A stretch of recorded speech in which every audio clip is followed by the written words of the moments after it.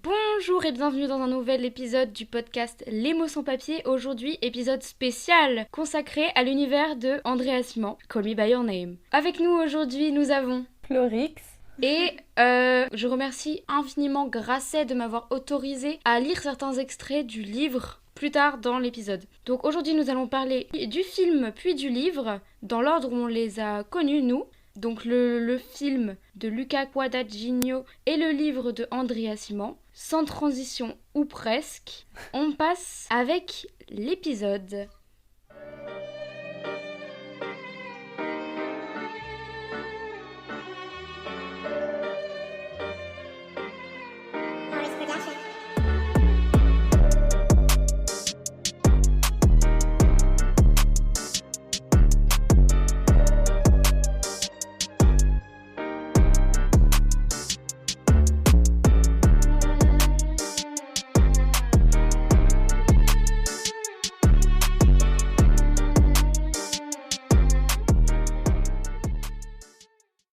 Alors c'est l'histoire d'Elio, un jeune de 17 ans et d'un été.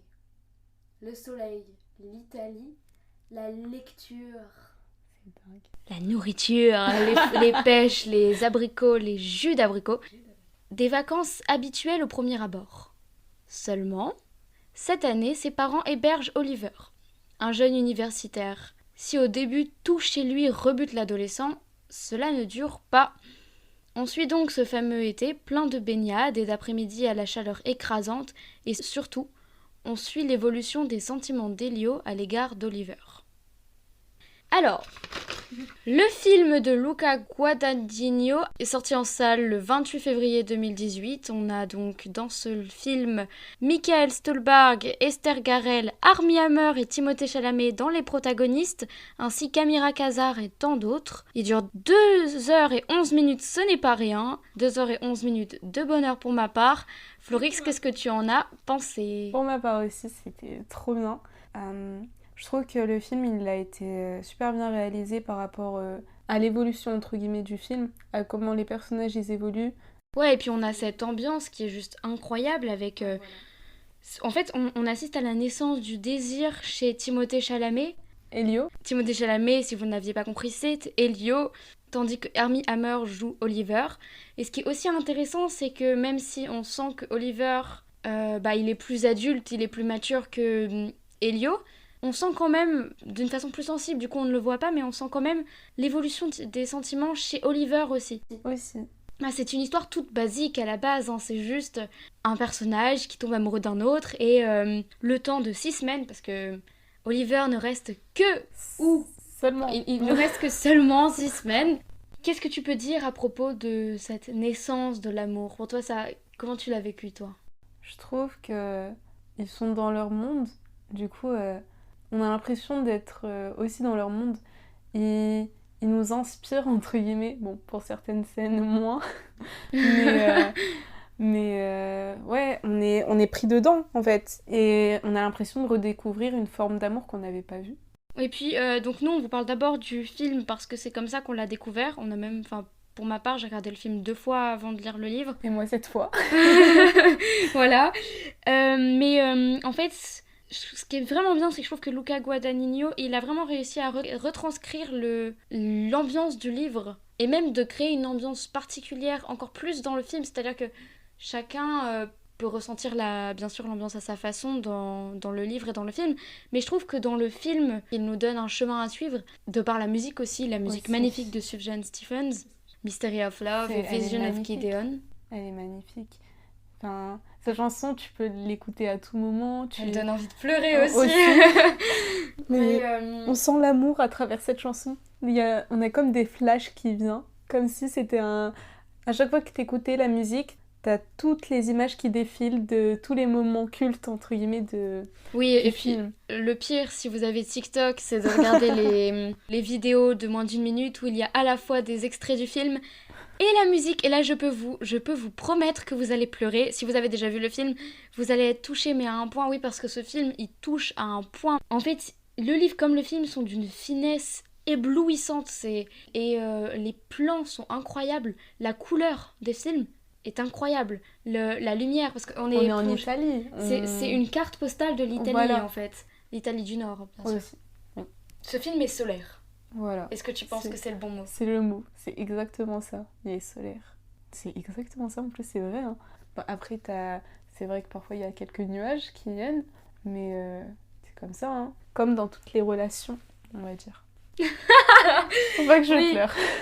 Du coup, moi, c'est ce que j'ai ressenti. En fait, je trouve qu'on sent vraiment dans le film, encore plus que dans le livre, l'alchimie entre les deux personnages. On sent que Elio et Oliver s'attirent réellement. Dans le livre, en fait, c'est un souvenir. On est plongé dans le souvenir d'Elio qui se souvient de ce qui s'est passé à son été des 17 ans. Mais dans le film, en fait, il a choisi, Luca Guadagnino, de ne pas donner cette notion de souvenir. Du coup, le film nous paraît édulcoré. Et ce qui est bien, c'est qu'on se rend compte par nous-mêmes que ça ne peut être qu'un souvenir. C'est pas dit clairement, mais ça peut être qu'un souvenir. C'est l'été des 17 ans d'Elio et voilà, c'est l'été, c'est un été des 17 ans et... C'est un été qu'on voudrait tous avoir en quelque sorte. C'est un été qui nous fait voyager. Et qu'est-ce que t'as pensé de Timothée Chalamet qui, je trouve, fait ici une performance incroyable. C'est juste... J'ai toujours aimé le jeu de Timothée Chalamet, j'ai toujours trouvé que son jeu était d'une finesse et d'une sensibilité incroyable, mais je trouve qu'ici il nous livre une performance fantastique. Déjà, pour ma part, j'ai connu Timothée Chalamet en regardant du Dr March. Et déjà, quand j'ai regardé ce film, j'ai pleuré.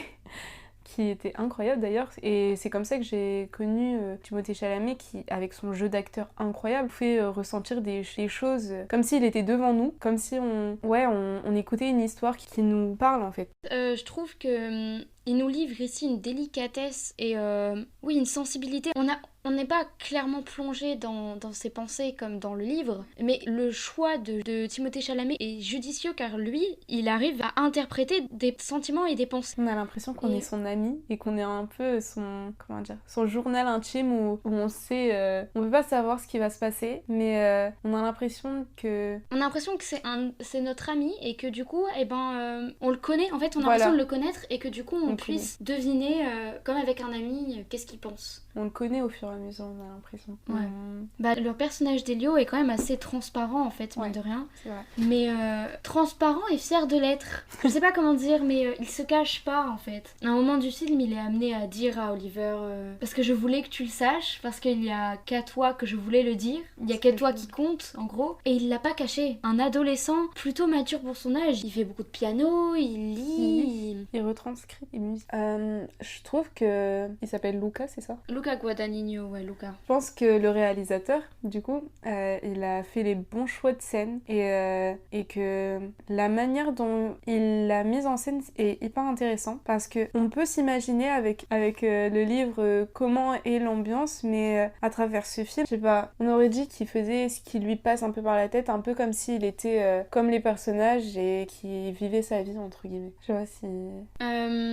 Ce que tu veux dire, c'est que Luca, il a livré qu'il a réalisé le film d'une manière spontanée. Pas spontanée, mais comme si lui aussi ressentait les choses que les personnages y ressentaient. J'avais l'impression que le film il coulait dans mes veines. C'est une explosion de sentiments purs, c'est incroyable. Surtout que tu t'y attends pas en fait. Sur le papier, c'est juste une romance. Voilà, et en fait, quand tu le commences, déjà, c'est pas seulement ça, c'est deux personnes qui, à la base, sont hétéros, qui s'attirent, parce qu'il y a aussi le personnage qui est joué par Esther Garel, je ne sais plus le nom du personnage, mais de cette fille qui est là et qui, techniquement, sort avec Elio. Et Marcia, merci, c'est Marcia, qui sort avec Elio, et il n'est pas platonique avec Alain, mais c'est juste qu'en fait, au fur et à mesure du film, il se rend compte que c'est pas spécialement elle qui l'attire le plus. Et pourtant, dans le livre, c'est pas du tout pareil. Enfin, ça se ressemble un peu, mais pour lui, les deux personnages, c'est pas la même chose. En fait, ce personnage-là, on en parlera quand on commencera à parler du livre, mais ils sont vraiment pas comparables en fait. Dans le livre et dans le film. On a l'impression d'avoir affaire à deux personnages différents. Et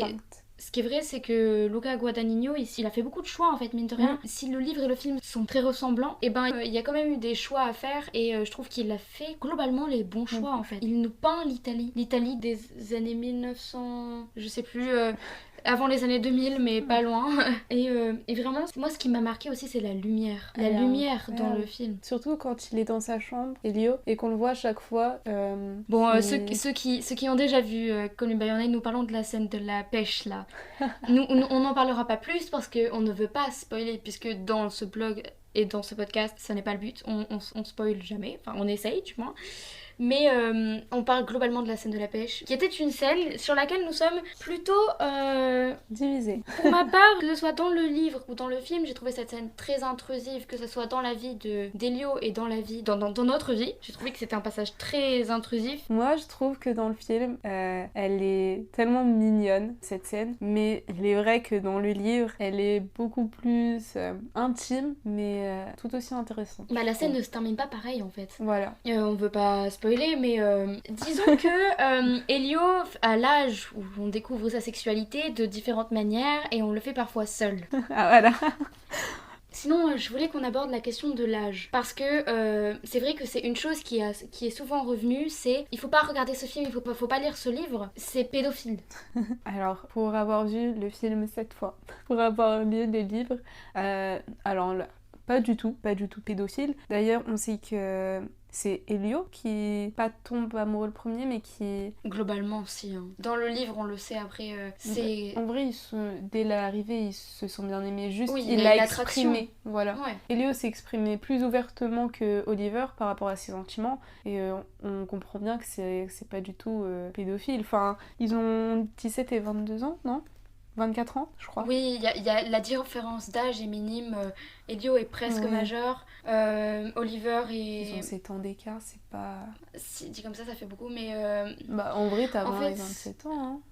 En fait, c'est plutôt que Oliver n'a mis aucune pression, il n'a pas du tout utilisé son autorité d'adulte, puisque de toute façon c'est tout d'abord Elio qui fut le premier à insister, à montrer ses sentiments, à s'ouvrir, et vraiment en fait c'est fait avec une bienveillance et une douceur. En fait ce livre et ce film parlent surtout du désir d'Elio, du désir et de l'éveil de l'amour. Je pense pas qu'il fallait bannir ce film ni ce livre, parce que qui à 17 ans n'est pas tombé amoureux de quelqu'un de majeur? Qui? Vraiment, donc je pense que à cet âge-là, avec la maturité qu'avait Elio, ce n'est pas anodin et que c'est pas... Enfin moi j'en ai entendu parler, mais ça m'avait même pas dérangé en fait à la base. Non. Puis après c'est la découverte aussi, la découverte d'un amour, la découverte de deux corps, la découverte... L'attraction aussi, la passion, tout se maîtrise pas forcément. Voilà, et puis ça c'est au feeling un peu. Ouais. Est-ce que tu penses que ce film doit être... qu'on doit pas le voir parce qu'il y a Armie Hammer? Alors là, non, pas du tout. Je vois pas un autre jouer Oliver, enfin... Pour moi... Parce que, remettons en contexte, Armie Hammer a été accusé de propos cannibalistes et malsains. Mais moi, je pense qu'il faut toujours savoir faire la différence, même si c'est des fois dur, la différence entre l'artiste et la personne. Ouais, c'est ça. C'est comme quand vous écoutez, par exemple, des chansons. Comme quand vous lisez Harry Potter. Voilà. Quand on lit Harry Potter, on sait très bien que l'autrice de Harry Potter, malheureusement, est transphobe. Et pourtant, Harry Potter, c'est l'un des classiques. C'est un classique récent. Ne vexons pas les fans de Victor Hugo, qui vont dire que Harry Potter n'est pas un classique, mais pareil, j'ai entendu parler de ses propos et malheureusement, ça m'a beaucoup vexée, étant donné que c'est aussi un acteur que j'adore et que je trouve qu'il joue très bien. Et moi, je trouve que à chaque fois qu'on fait un film, de toute façon, le film est fait pour l'acteur, entre guillemets. On choisit l'acteur par rapport au film. Je sais pas comment dire. Si, mais je vois parfaitement... C'est pas l'acteur qui choisit le film, c'est le film qui choisit l'acteur. Tu peux pas t'imaginer, par exemple, reprenons l'exemple d'Harry Potter, on peut pas imaginer Harry Potter sans Daniel Radcliffe. C'est comme ça qu'il s'appelle. À la base, ça devait être un autre acteur, mais en fait, il y a ce sixième sens, ce feeling. Des fois, il y a des mauvais choix d'acteurs, mais parfois, il y a des très bons choix d'acteurs. Et ici, le casting est juste incroyable. Même Amira Kazar ou même Esther Garel sont formidables dans leur rôle. Le père, Michael Stuhlbarg, et la scène de fin. Oh là là, elle est magnifique. La scène de fin est magnifique sur Le père qui est très ouvert, qui parle à son fils en lui disant je n'étais pas dupe, j'ai vu qu'il y avait une alchimie entre vous et tu vas souffrir parce que ça fait souffrir un amour. Mais c'est une scène juste très sensible où le père montre à son fils tout l'amour qu'il a pour lui et où il lui montre que Elio avait été très courageux. Oui, c'est une scène magnifique et rien que pour ça, allez voir ce film. Rien que pour cette scène-là. C'est la scène qui m'a fait le plus pleurer. Et même là, j'ai les larmes aux yeux. Mais, moi, je les vois, les larmes, et je peux vous dire que... Non, elle est incroyable, cette scène. Elle est... Si tu dois dire une phrase ou un mot pour décrire ce film. Passionnel. Moi, je dirais un puits de sentiments. Ah, c'est beau. On passe tout de suite à l'avis du roman.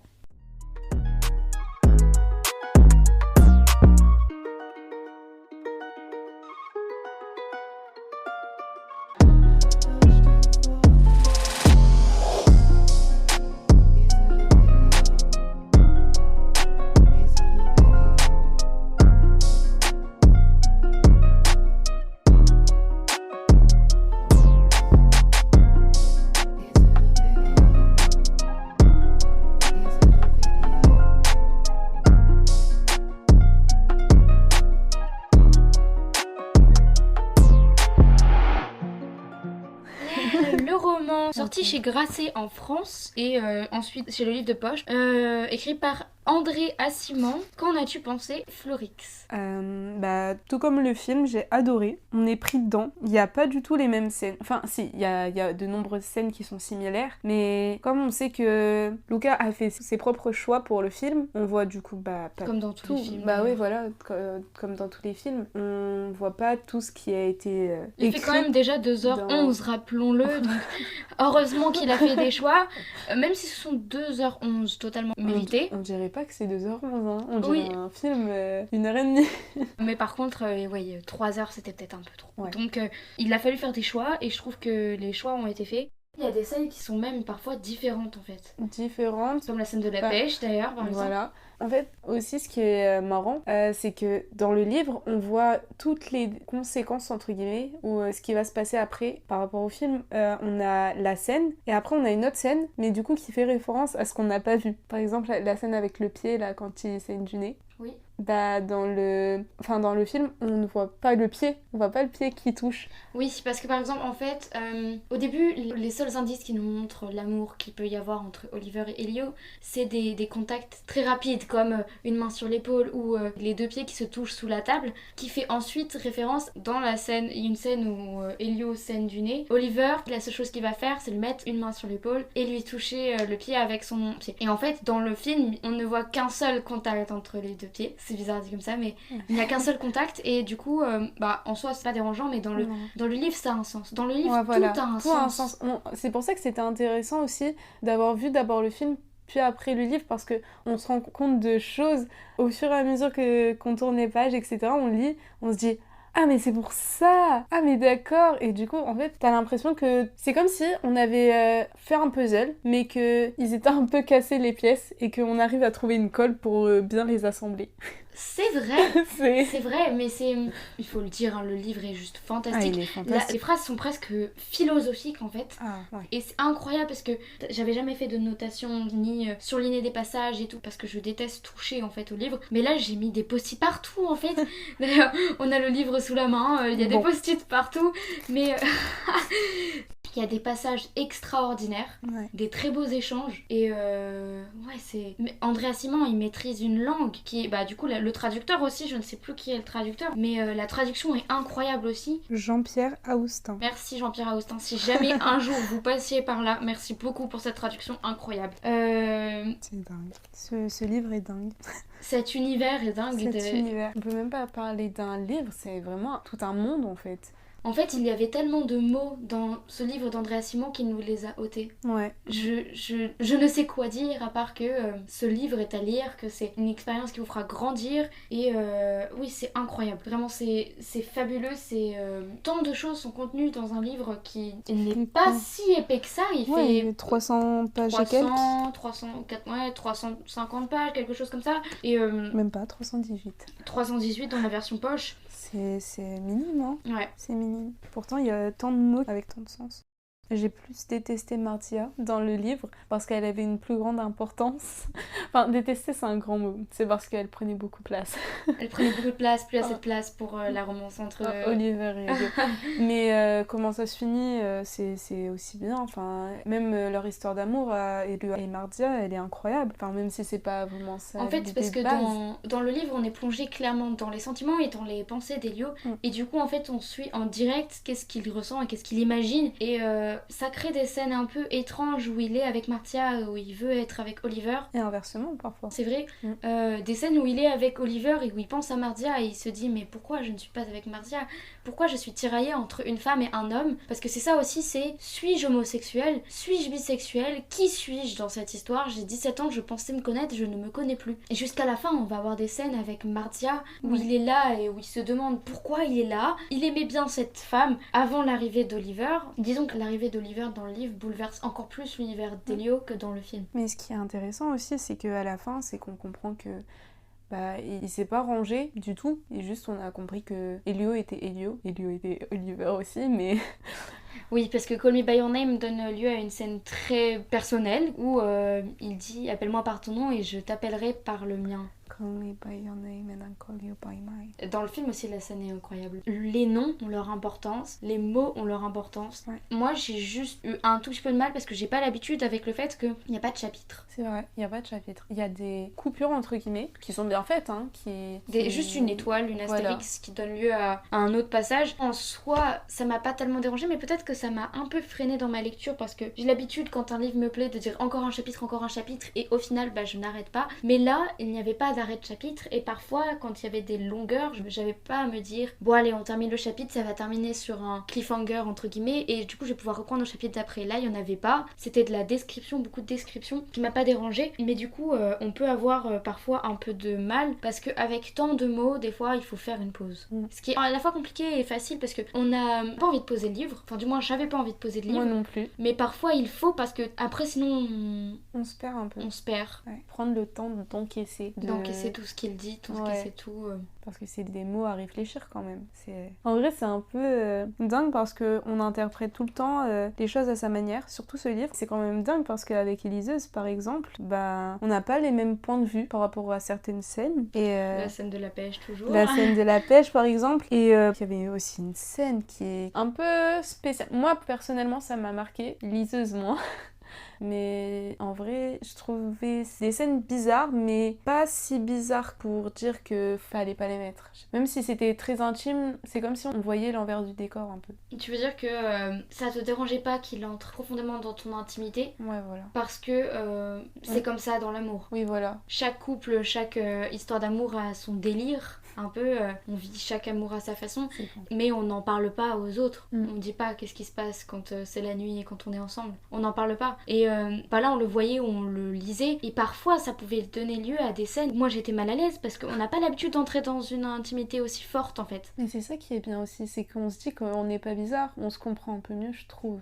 J'avais juste un peu de mal parfois parce que je me disais oula, je ne suis jamais rentrée dans l'intimité de quelqu'un aussi loin. Dans notre tête, c'était comme s'ils étaient vivants. Enfin, ils sont pas réellement vivants, mais dans ma tête, ils ressemblaient parce qu'Andrea Simon a fait un très beau boulot du niveau des personnages et il les a rendus réels. Et du coup, forcément, si les personnages avaient été moins réels, ça m'aurait pas dérangé. Là, vu que j'arrivais à dire à quoi elles ressemblaient, arrivais à dire exactement quels étaient leurs caractères, ça m'a parfois un peu gênée. Ça fait quand même déjà longtemps qu'on parle de cet univers, mais d'habitude on a tellement de choses à dire et parfois en fait un sentiment est plus qu'un mot et là on pas à la fois les mots et les sentiments ensemble et après on ne sait plus quoi dire. Parce que soit on aime, soit on n'aime pas. Moi personnellement j'ai adoré. Moi aussi j'ai adoré, c'est fabuleux. C'est dingue de faire un travail comme ça.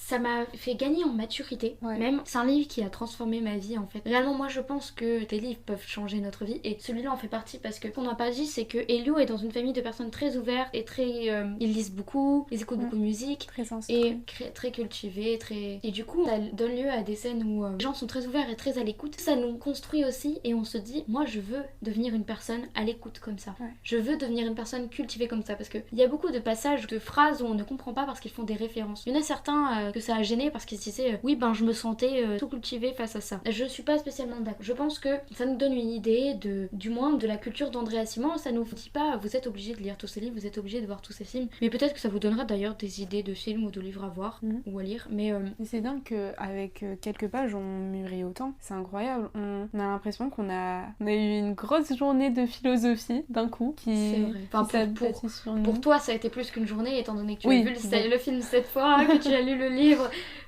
pas si vite que ça. C'est vrai que je prends mon temps pour lire des livres, mais bon. Non mais tu as profité de voilà. façon. Moi j'ai tendance à lire parfois trop vite le livre et je suis plutôt fière de moi parce que je l'ai pas lu si vite que ça. Mais c'est bien de prendre aussi son temps pour décortiquer entre guillemets. Pour réfléchir. Ouais. Il y a beaucoup de réflexions à avoir dans ce livre. Ça n'en reste pas moins un livre accessible à tous.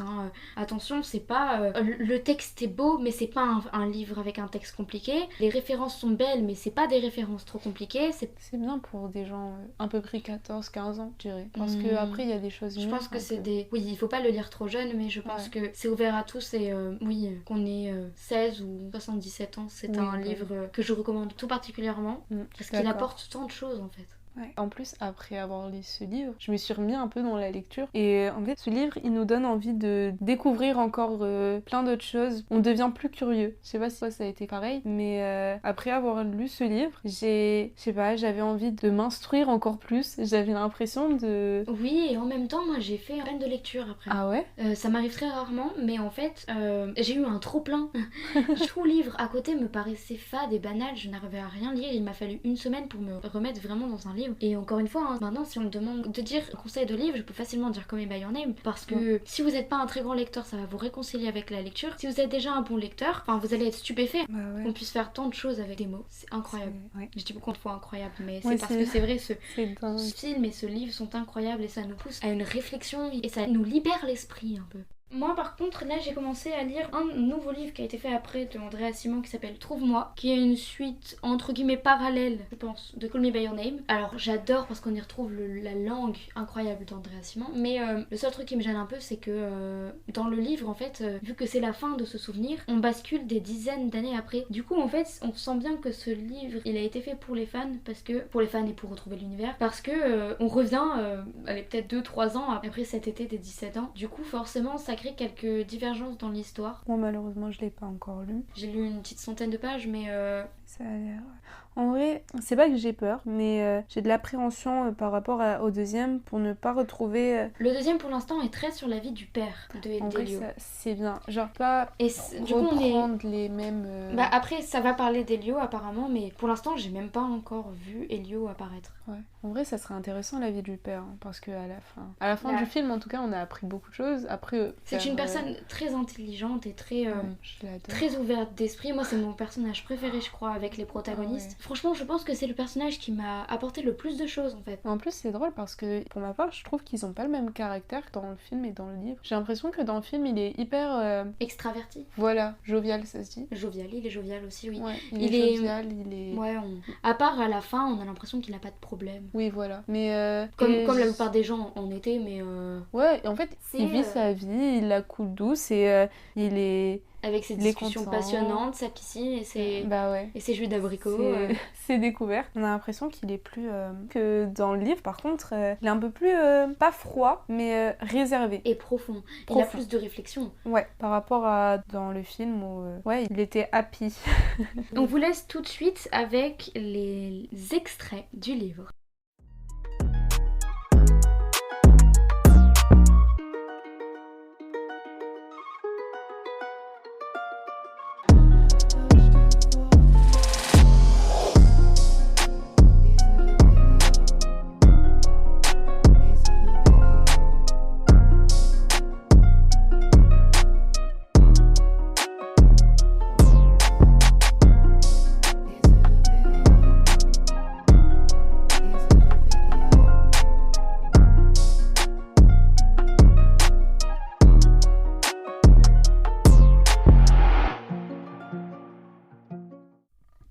A plus. Le mot, la voix, l'altitude.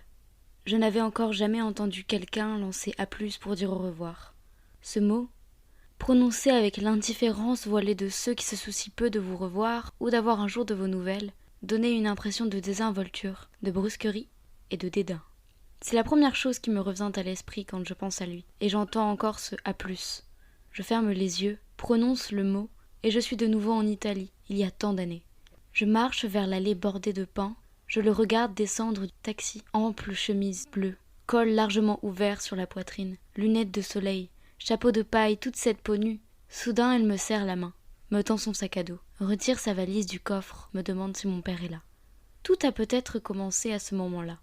La chemise, les manches retroussées, les talons ronds glissant hors de ses espadrilles effrangées, impatient de sentir le gravier brûlant de l'allée qui menait à notre maison, chaque enjambée demandant déjà de quel côté est la plage, l'hôte américain de cet été, un autre raseur. Puis, d'une manière presque irréfléchie et tournant déjà le dos à la voiture, il fait un petit signe de sa main libre et lance négligemment un A+ à un autre passager qui a probablement partagé avec lui le prix de la course depuis la gare. Pas de nom ajouté, pas de plaisanterie pour adoucir cette manière abrupte de prendre congé, rien. Son bref adieu. Vif cavalier au brusque, à vous de choisir, c'était le moindre de ses soucis. Tu verras, pensai-je, c'est ainsi qu'il nous dira adieu le moment venu, avec un rude et négligent A+. En attendant, il va falloir le supporter pendant 6 longues semaines. J'étais terriblement intimidée, le genre inapprochable. Pourtant, je pourrais en venir à l'apprécier, de son menton rond à ses talons ronds, puis en quelques jours, j'apprendrai à le détester. Le regard dur revenait toujours. Un jour, alors que je m'exerçais à la guitare à ce qui était devenu ma table dans le jardin, près de la piscine, et qu'il était étendu sur l'herbe non loin de moi, je reconnus aussitôt ce regard. Il était posé sur moi, tandis que j'étais concentrée sur les touches, et quand je levai soudain les yeux pour voir s'il aimait ce que je jouais, il était encore là, acéré, cruel, comme une lame luisante qui se rétracte dès que sa victime l'aperçoit. Il m'adressa un sourire un peu narquois, comme pour dire « Inutile de le cacher maintenant. Gardez mes distances. » Il avait dû remarquer que j'en étais peinée, et, dans un effort pour se faire pardonner, il se mit à poser des questions sur la guitare. J'étais trop sur mes gardes pour lui répondre avec franchise.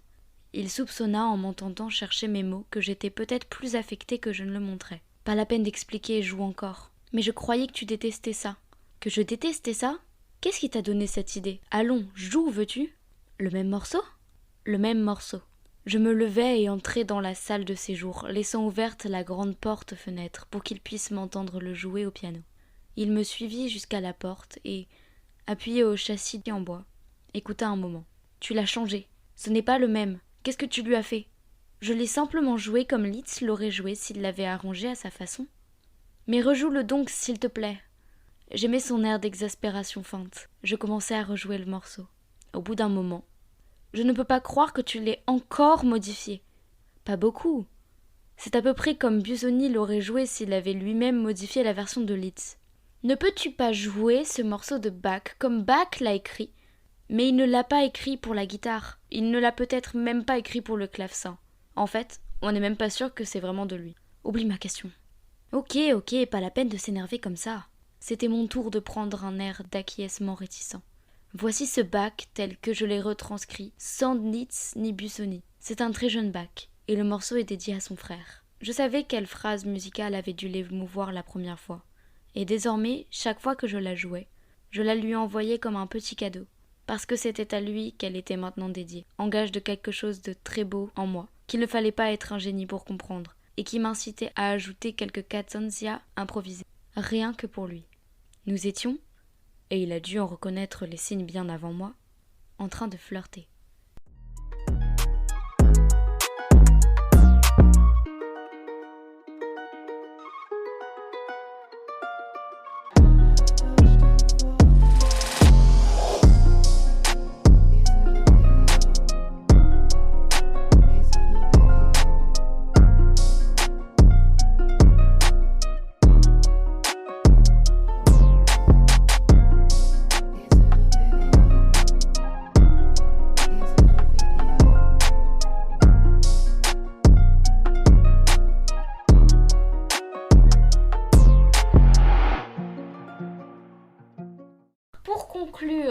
Je recommande ce livre et ce film avec un degré, vous ne pouvez même pas imaginer, je vous le recommande en tout point. Moi aussi je vous le recommande vraiment.